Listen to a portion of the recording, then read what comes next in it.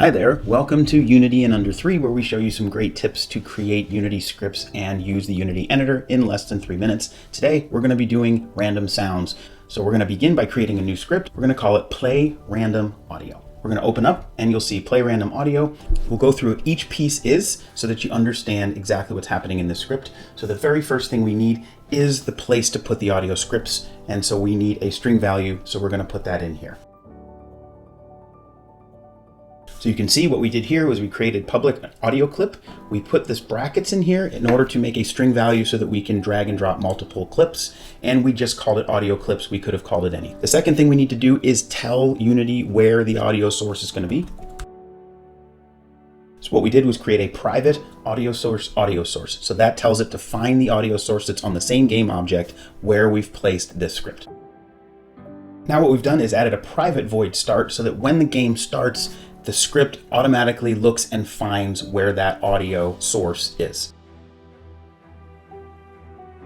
So here's the private void start, AudioSource, GetComponent, AudioSource. The script will find that on start so it knows where it is and it's ready to go. So now we need to build in the function that's going to make our random.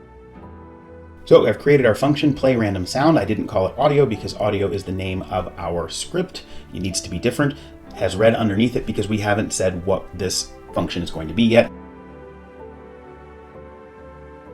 So this one here, it looks for any audio clips that actually have more than no seconds. It's important to put that in there. And the last part of our script, so that it tells that it's going to be randomized, and then the AudioSource.play tells it to play. So basically randomizes it, then plays it. And now the script is ready to go. So we're going to save it. We're going to go back to Unity. We're going to take our PlayRandomAudio and we're going to place it on our game object. In this case, it's going to be this lyre right over here. We're going to PlayRandomAudio. We're going to drop it there. And now there's a place for us to drop all of the audio scripts. And what's nice about the string event that we just created is that we can select all the audio clips at once and drop them and put it in there. And you can choose whether you want it to play on awake. You can also do loop if you want it to loop the background sound. So we're going to leave that there. And now the last thing we need to do is have a way to play it. So in this case, we're putting it on this button. So now we want to make that play. So we're going to use the button.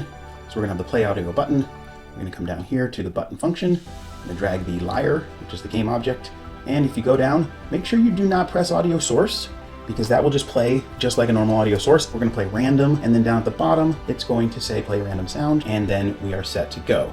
Now, the other thing that's really important to make sure that you do is in the audio source to leave the audio clip blank. So just go ahead and leave that blank. Notice I don't have any sound. And now we have sound, and you can also shuffle through them as well. So each time you play it, a new sound will appear. So there's randomizing audio. You can put as many clips in there as you want, and it will randomize them just like a shuffle playlist.